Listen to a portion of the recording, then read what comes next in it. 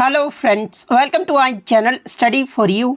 सो guys, जैसा कि आज जो आपका एसएससी एमटीएस का 14 सितंबर के फर्स्ट शिफ्ट का एग्ज़ाम हो गया है दोस्तों, जिसका जो है मैं आपको बिल्कुल 100% एक्यूरेट आंसर के साथ जो है इस वीडियो में बताऊंगा। तो देख लेते हैं कि किस प्रकार के जो है आज आपके 14 सितंबर के फर्स्ट शिफ्ट के एग्ज़ाम में जो है प्रश्न पूछे गए हैं। उससे पहले एक बात और दोस्तों, कि जिन्होंने भी अगर चैनल को सब्सक्राइब नहीं किया है तो एसएससी एमटीएस एग्ज़ाम से रिलेटेड पल पल की अपडेट के लिए जो है चैनल को सब्सक्राइब ज़रूर कर दीजिएगा। और बगल में ही आपको एक बेल आइकन यानी घंटे का निशान भी दिख रहा होगा, तो आप उसे भी जो है ज़रूर प्रेस कर दीजिएगा। तो चलिए वीडियो को स्टार्ट करते हैं। तो आपका पहला क्वेश्चन आया था कि द पैलेस ऑफ इल्यूजन पुस्तक के लेखक कौन है। तो देखिए, द पैलेस ऑफ इल्यूजन ये जो पुस्तक है ना, ये आपके चित्रा बनर्जी देवाकरुणी के द्वारा लिखा गया है।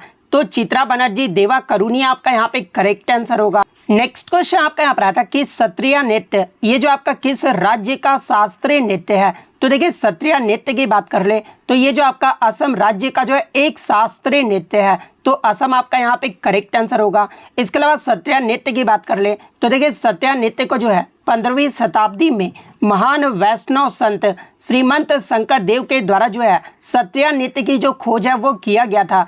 इसके अलावा मैं आपको बता दूं कि सत्रिया नृत्य को जो है संगीत नाटक एकेडमी के द्वारा 2000 ईस्वी में जो है इसे शास्त्रीय नृत्य का दर्जा भी जो वो प्रदान किया गया था। तो ये फैक्ट भी आपको ध्यान में रखना है।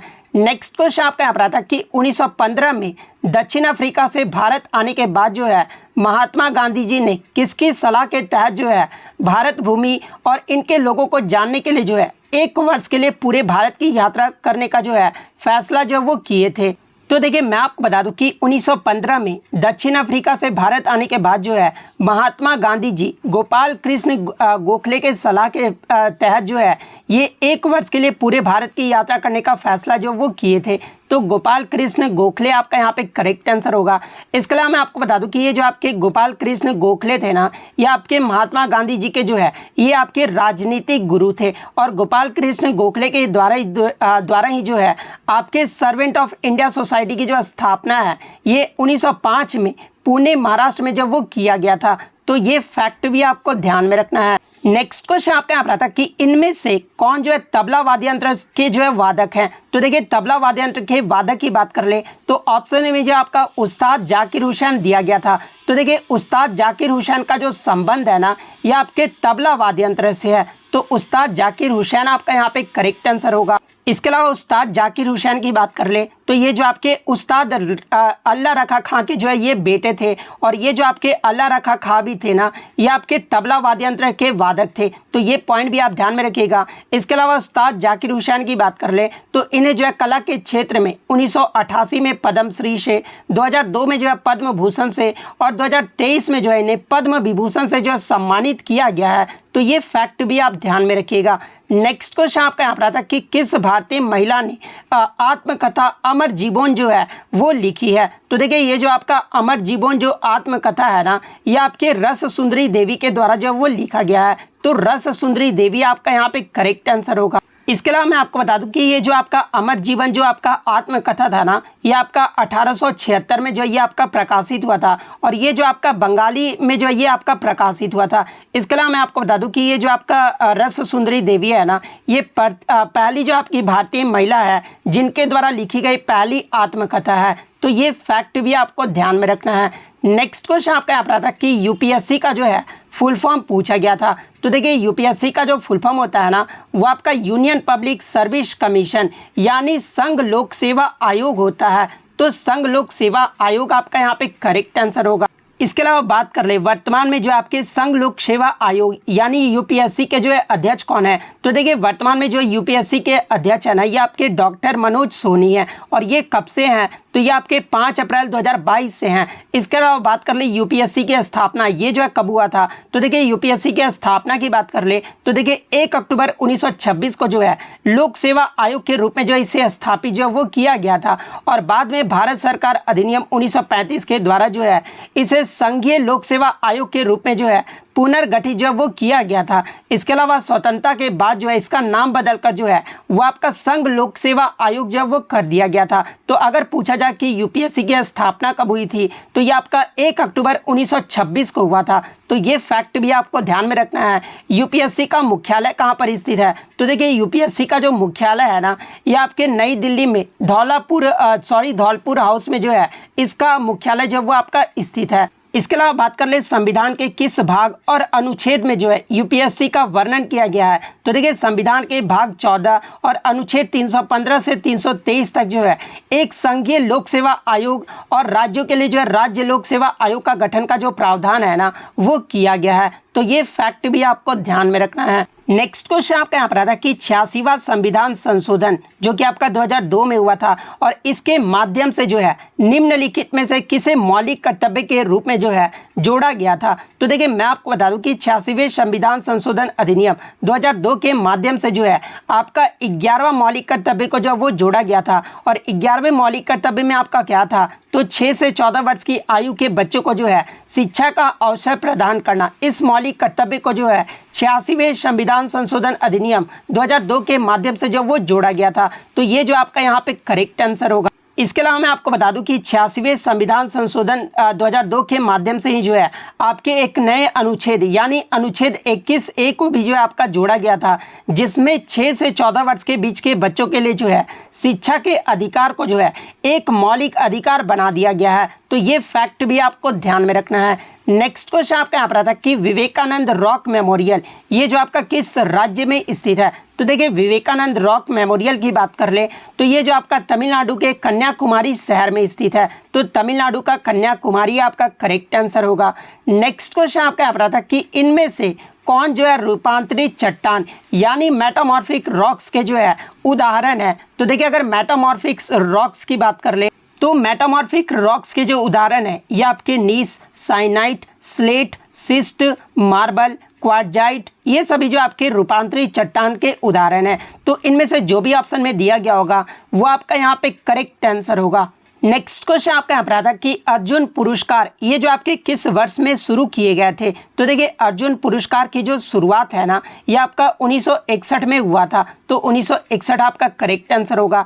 इसके अलावा बात कर ले अर्जुन पुरस्कार ये जो आपका किस मंत्रालय के द्वारा दिया जाता है? तो ये जो आपके भारत सरकार के युवा कार्यक्रम और खेल मंत्रालय के द्वारा जो है खिलाड़ियों के अंतर्राष्ट्रीय और साथ ही राष्ट्रीय आयोजन में उनके उत्कृष्ट प्रदर्शन के लिए जो है आपका जो अर्जुन पुरस्कार है वो प्रदान किया जाता है। तो ये फैक्ट भी आप ध्यान में रखिएगा।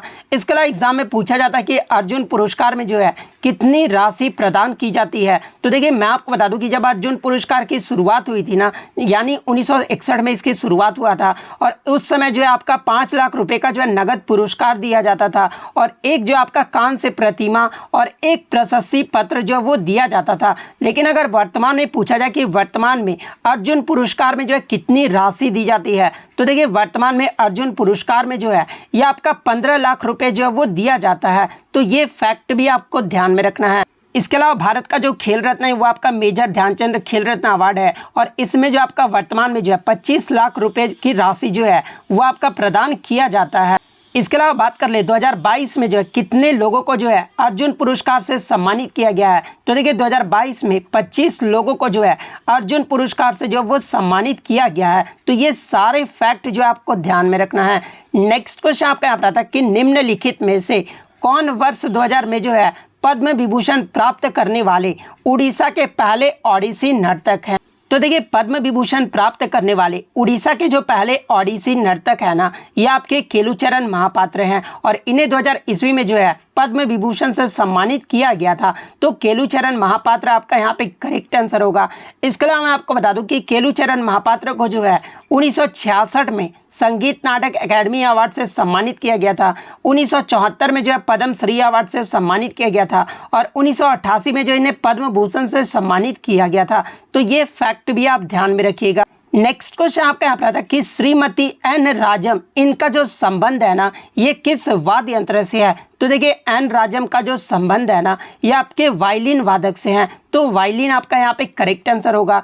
इसके अलावा मैं आपको बता दूं कि एन राजम को जो है 2004 में कला के क्षेत्र में जो है इन्हें पद्म भूषण से सम्मानित किया गया था, तो ये फैक्ट भी आप ध्यान में रखिएगा। नेक्स्ट क्वेश्चन आपका यहाँ पर आता है कि हाल ही में भारतीय ओलंपिक संघ यानी IOA का जो है अध्यक्ष किसे बनाया गया है। तो देखिए मैं आपको बता दूं कि नवंबर 2022 में जो है भारत की प्रतिष्ठित track and field star PT Usha को जो है ये आपका भारतीय ओलंपिक संघ का अध्यक्ष जो है वो बनाया गया है, तो PT उषा आपका यहाँ पे करेक्ट आंसर होगा। नेक्स्ट क्वेश्चन आपका यहाँ पर आता है कि 2011 की जनगणना के अनुसार बिहार का जो है जनसंख्या घनत्व यानी पॉपुलेशन डेंसिटी जो है वो पूछा गया था। तो देखिए 2011 की जनगणना के अनुसार बिहार का जो जनसंख्या घनत्व रहा था ना ये आपका 1106 व्यक्ति प्रति वर्ग किलोमीटर रहा था, तो 1106 आपका यहाँ पे करेक्ट आंसर होगा।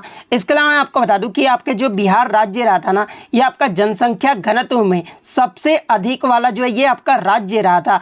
वहीं अगर ओवरऑल में बात कर ले कि 2011 की जनगणना के अनुसार सबसे अधिक जनसंख्या घनत्व जो ये किसका रहा था, तो ये आपका दिल्ली का रहा था, और दिल्ली का जो जनसंख्या घनत्व है ना ये आपके 11,320 व्यक्ति प्रति वर्ग किलोमीटर रहा था, तो ये फैक्ट भी आप ध्यान में रखिएगा। और सबसे कम अगर जनसंख्या घनत्व ये जो है किसका रहा था, तो देखिए सबसे कम जो जनसंख्या घनत्व है ना ये आपके अरुणाचल प्रदेश का रहा था, और अरुणाचल प्रदेश का जो जनसंख्या घनत्व है ना ये आपके 17 व्यक्ति प्रति वर्ग किलोमीटर रहा था। वहीं अगर भारत का जनसंख्या घनत्व पूछा जाए तो देखिए 2011 की जनगणना के अनुसार भारत का जो जनसंख्या घनत्व है ना ये आपके 382 प्रति वर्ग किलोमीटर था, तो ये फैक्ट भी आपको ध्यान में रखना है।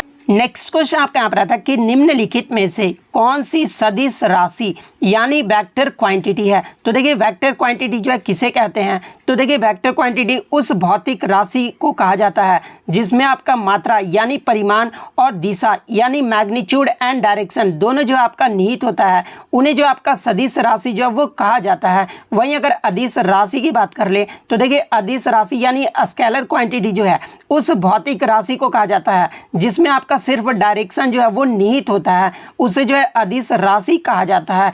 वहीं अगर वेक्टर क्वांटिटी के एग्जांपल की बात कर ले तो देखिए आपका डिस्प्लेसमेंट, वेलोसिटी, फोर्स, एरिया यानी विस्थापन, वेग, बल और क्षेत्रफल ये सभी जो होते हैं ना ये आपके सदिश राशि होते हैं। और ऑप्शन में आपका एक फोर्स दिया गया था, तो देखिए ये जो आपका फोर्स है ना ये आपका एक वेक्टर क्वांटिटी है, तो फोर्स आपका यहाँ पे करेक्ट आंसर होगा। नेक्स्ट क्वेश्चन आपका यहाँ पर आता है कि नीति आयोग के MPI इंडेक्स यानी आपका मल्टी डायमेंशनल पॉवर्टी इंडेक्स 2021 के अकॉर्डिंग जो है सबसे गरीब राज्य कौन सा है। तो देखिए नीति आयोग के MPI इंडेक्स 2021 के अनुसार जो है सबसे गरीब जो राज्य रहा था ना ये आपका बिहार राज्य रहा था। बिहार का जो परसेंट है वो कितना रहा था गरीबी में, तो ये आपका 51.91% रहा था, तो बिहार आपका यहाँ पे करेक्ट आंसर होगा। वहीं अगर बात कर ले सबसे कम जो है गरीब राज्य कौन सा रहा था, तो ये आपका केरल राज्य रहा था, तो ये फैक्ट भी आपको ध्यान में रखना है। नेक्स्ट क्वेश्चन आपका यहाँ पर आता है कि कोलार की खान जो कि आपका कर्नाटक राज्य में स्थित है ये जो आपका किस खनिज उत्पादन के लिए प्रसिद्ध है। तो देखिए कोलार की खान की बात कर ले तो ये आपके सोने की खान के लिए जो है ये आपका प्रसिद्ध है, तो सोने की खान आपका यहाँ पे करेक्ट आंसर होगा। नेक्स्ट क्वेश्चन आपका यहाँ पर आता है कि निम्न में से किस अधिनियम ने जो है भारत में ब्रिटिश ईस्ट इंडिया कंपनी का जो है शासन जो है वो समाप्त कर दिया था। तो देखिए भारत सरकार अधिनियम 1858 के तहत जो है भारत में ब्रिटिश ईस्ट इंडिया कंपनी का जो शासन है ना वो समाप्त कर दिया गया था, तो भारत सरकार अधिनियम 1858 आपका करेक्ट आंसर होगा। नेक्स्ट क्वेश्चन आपका यहाँ पर आता है कि अटला टड्डी ये जो आपका किस राज्य में मनाया जाने वाला जो है एक प्रमुख त्यौहार है। तो देखिए अटला टड्डी की बात कर ले तो ये जो आपका महिलाओं के द्वारा मनाया जाने वाला जो है प्रमुख त्यौहार है, और ये इसमें जो महिलाएं हैं ना ये अपने पति की लंबी जीवन की कामना के लिए जो है ये जो त्यौहार जो है वो मनाती है, और इसे जो है तमिल का करवा चौथ भी जो वो कहा जाता है। और ये जो आपका अटला तड्डी जो त्यौहार है ना ये आपके आंध्र प्रदेश राज्य में मनाया जाता है, तो आंध्र प्रदेश आपका यहाँ पे करेक्ट आंसर होगा। नेक्स्ट क्वेश्चन आपका यहाँ पर आता है कि कार्बोहाइड्रेट शरीर में किस प्रकार परिवर्तित होता है। तो देखिए जब हम खाना खाते हैं ना उस समय खाद्य पदार्थ जो है कार्बोहाइड्रेट में जो है ये आपका विखंडित हो जाता है, और एक प्रकार की शर्करा में जो है ये आपका परिवर्तित जो है वो हो जाता है, जिसे जो आपका ग्लूकोज जो है वो कहा जाता है, तो ग्लूकोज आपका यहाँ पे करेक्ट आंसर होगा। नेक्स्ट क्वेश्चन आपका यहाँ पर आता है कि निम्न में से कौन से मनी का प्रयोग का जो है उदाहरण नहीं है। तो देखिए मनी के प्रयोग का अगर उदाहरण की बात कर ले तो मीडियम ऑफ एक्सचेंज, ये जो आपके मनी के जो है उदाहरण है। स्टोर ऑफ वैल्यू, ये भी आपके उदाहरण है। यूनिट ऑफ अकाउंट, ये भी आपके उदाहरण है। तो ये 3 तो ऑप्शन में दिया गया था। इसके अलावा जो चौथा ऑप्शन था ना वो आपका यहाँ पे करेक्ट आंसर होगा। नेक्स्ट क्वेश्चन आपका यहाँ पर आता है कि तलवारबाजी प्रतियोगिता को क्या कहा जाता है। देखिए एग्जैक्टली ये प्रश्न नहीं पूछा गया था, प्रश्न थोड़ा आपका कुछ अलग ही पूछा गया था कि जब तलवारबाजी में 2 तलवार जो है आपस में जब लड़ते हैं तो उसमें जो टाइम ब्रेक होता है ना उसे क्या कहा जाता है। हालांकि ये जो प्रश्न है वो पूरा मुझे मिल नहीं पाया। जो भी एग्ज़ाम देकर आए आप कमेंट करके जो है ये प्रश्न बता सकते हैं। ऐसे में आपको बता दूं कि तलवारबाजी प्रतियोगिता को जो है ये आपका फेंसिंग जो है वो कहा जाता है, जिसे हिंदी में जो है अस्सी कीड़ा जो है वो कहा जाता है। तो अगर ये प्रश्न पूछा गया था तो फेंसिंग आपका यहाँ पे करेक्ट आंसर होगा। नेक्स्ट क्वेश्चन आपका यहाँ पर आता है कि जय कृष्ण कुमार को 2022 में जो है ये किसका अध्यक्ष नियुक्त किया गया है। तो देखिए जय कृष्ण कुमार को जो है 2022 में भारत हैवी इलेक्ट्रिकल्स लिमिटेड यानी आपका BHIAL का जो है ये अध्यक्ष जो है वो नियुक्त किया गया है। तो BHIAL आपका यहाँ पे करेक्ट आंसर होगा। इसके अलावा बात कर ले BHIAL की जो है स्थापना ये कब हुआ था, तो ये आपका 1964 में हुआ था। तो ये फैक्ट भी आपको ध्यान में रखना है।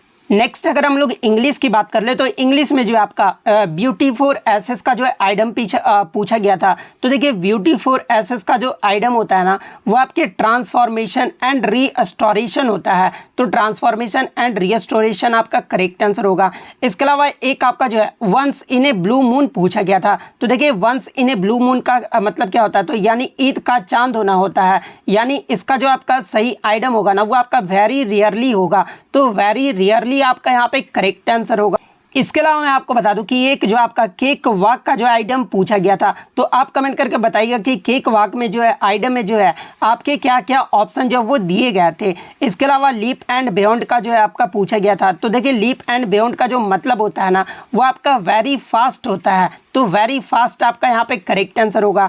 इसके अलावा बीट अबाउट द बस का जो आपसे पूछा गया था, तो देखिए बीट अबाउट द बस का जो मतलब होता है ना ये आपके राउंड अबाउट मैनर्स होता है। तो राउंड अबाउट मैनर्स आपका करेक्ट आंसर होगा।